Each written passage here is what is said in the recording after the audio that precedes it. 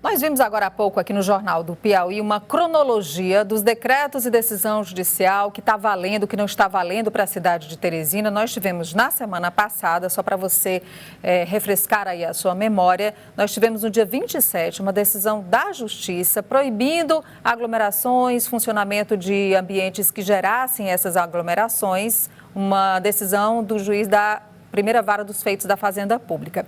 Na sequência, nós tivemos um decreto estadual que restringiu o horário do comércio, o horário de bares e restaurantes até às 23 horas, a proibição do uso do som, seja mecânico ou ao vivo, nos bares e restaurantes para evitar aglomerações, entre outros pontos previstos no decreto estadual. E aí, na sequência, na sexta-feira, dia 30, nós tivemos a publicação no Diário Oficial do município de um decreto da Prefeitura de Teresina que flexibilizava e permitia, por exemplo, que houvesse sim a participação de bandas ou de eventos musicais em alguns bares e restaurantes, esticando em mais uma hora a abertura dos bares e restaurantes, saindo das 23 horas indo até a meia-noite. E aí ficou a incerteza do que realmente estaria funcionando para a cidade de Teresina. Já vimos aqui com a Vigilância Sanitária Estadual e a Polícia Militar como é que foi a fiscalização e algumas denúncias que chegaram de aglomerações, mostramos os vídeos também. Agora vamos tirar as nossas dúvidas, porque nós vamos ao vivo saber do Procurador-Geral do município de Teresina. De que forma, doutor? Boa tarde, muito obrigada por nos atender aqui no Jornal do Piauí, doutor Aurélio. Boa tarde, Nádia, é um prazer estar aqui prestando esse serviço de orientar a população teresinense e esclarecer alguns pontos que geraram controvérsias aí ao longo desse final de semana. Bom, primeiro, houve a possibilidade de discussão de que o decreto municipal não poderia relaxar as medidas estaduais e sim apenas incrementá-las, deixá-las até mais firmes, como aconteceu no ano passado, quando algumas cidades até deixaram os decretos municipais mais firmes do que o decreto estadual. O que de fato prevalece neste momento? O decreto publicado pela Prefeitura de Teresina é o que está valendo na capital ou o decreto estadual prevalece ainda nesse momento, doutor Aurélio? Então, primeiro que se diga que todo decreto, seja o estadual, seja o municipal, ele é baseado em orientações da vigilância sanitária.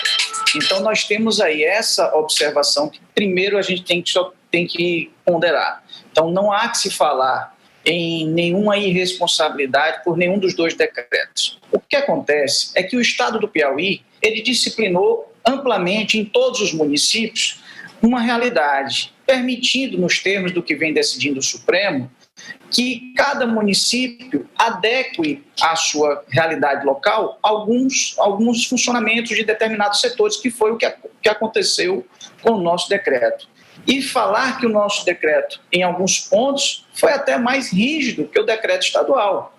Por exemplo, o decreto estadual fala que o comércio poderia ficar aberto até às 17 horas. Ora, a gente sabe que o comércio começa às 7 e vai até às 17, então são 10 horas de funcionamento. E no nosso decreto municipal, nós limitamos a 9 horas de funcionamento. Então já começa a ter que observar que há sim uma preocupação e todo o decreto, o nosso decreto de forma especial, o nosso decreto municipal, antes de ser publicizado, ele passa pela análise do COI, passa pela análise da Vigilância Sanitária e da Fundação Municipal de Saúde, demonstrando a responsabilidade com ambas as situações, tanto as questões sanitárias quanto também a questão econômica que está envolvida no nosso município. Doutor Aurélio, tem também uma decisão judicial dos feitos da Fazenda Pública que tem como réu a Prefeitura de Teresina e alguns estabelecimentos a partir de uma ação civil pública ajuizada pelo Ministério Público Estadual. A Prefeitura foi informada sobre o teor dessa decisão judicial. Essa decisão judicial, ela alcança esse decreto a ponto de o decreto ser um impeditivo de estar em vigência no município de Teresina? Então, nós tomamos conhecimento dessa decisão judicial de forma pelas redes sociais, né? O nosso decreto foi publicizado na sexta-feira, quando o prefeito retornou da sua agenda em Brasília e assinou o decreto confirmando aí os termos já aprovados pela Vigilância, pelo COI e pela Fundação. Em seguida, nós nos deparamos com a decisão judicial. E a decisão judicial nada mais a nossa felicidade, ela repete exatamente o que nós publicizamos no decreto, ou seja, nós vedamos a realização de eventos que gerem aglomeração. Então, todo e qualquer evento que traga o risco de aglomeração está vedado pelo decreto, inclusive repetindo os mesmos termos do decreto estadual. Então, ficou impedido de realizar eventos de bares, de casas de shows e com um detalhe a mais, que quando se trata de decreto municipal, nós fomos mais além, porque o decreto estadual ponderou inicialmente apenas os eventos carnavalescos e nós incluímos todos os demais eventos que sejam realizados tanto com a finalidade carnavalesca como similar, como qualquer outro pretexto que venha a gerar ou colocar em risco de gerar aglomeração. Então, o nosso decreto foi bem mais ampliativo do que o do governo do Estado, que também foi um decreto ponderado. Doutor Aurélio Lobão, que é o procurador-geral do município de Teresina, tem uma diferença aí nos dois decretos que nós observamos na semana passada e conversávamos aqui com a diretora da Vigilância Sanitária Estadual, doutora Tatiana, que, por exemplo, no decreto estadual estava proibida a realização até de festas particulares, como casamentos, formaturas, algo que aglomerasse, mesmo que fosse dentro de um ambiente razoável, 100 pessoas, que era o que estava previsto no decreto anterior. E ela esclarecia que mesmo aquele ambiente, que fosse um ambiente amplo, que pudesse, dentro de um distanciamento seguro, aglomerar mais de 100 pessoas, estavam proibidos. Então, todos os eventos que, inclusive, estavam marcados para o final de semana, como casamentos, funcionamento de bufês, eles acabaram sendo adiados, suspensos, previstos aí para uma outra data.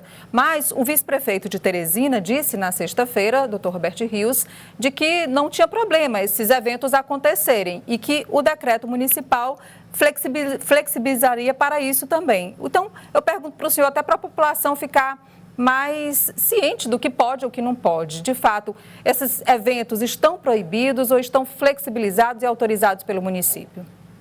Vamos lá.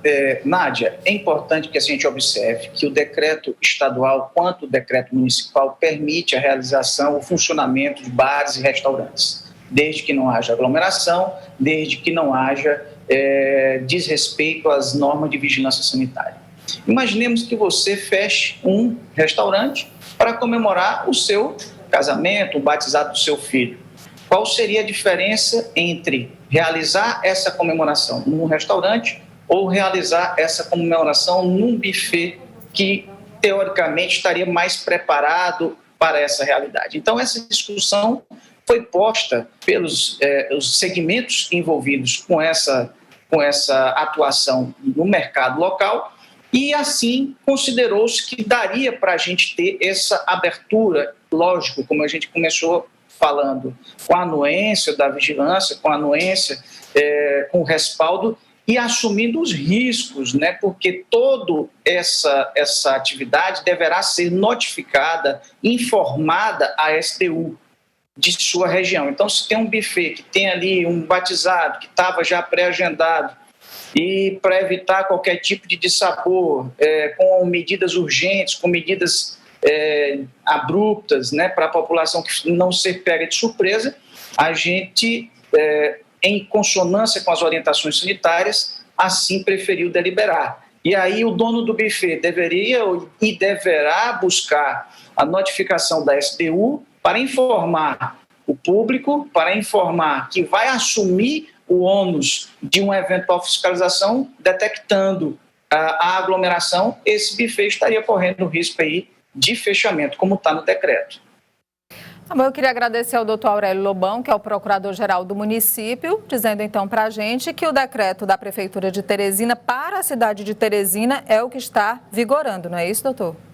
Exatamente, assim como houve também outros decretos, salvo engano, Floriano e outras cidades, que também melhor disciplinaram a sua realidade local. Então, o que importa e que se deve ter consciência é exatamente a própria população, é um apelo que se faz, evitar as aglomerações. Inclusive, o nosso decreto ressalta bastante isso. Nós estamos coibindo todo e qualquer tipo de aglomeração. E as eventuais participações ou frequentamento por parte de alguns ramos do mercado local, como restaurantes, bares, que seja extremamente vigiado para que não haja desobediência às normas de vigilância sanitária. Muito obrigada, doutor, por nos atender aqui na TV Cidade Verde, no Jornal do Piauí. Uma boa tarde.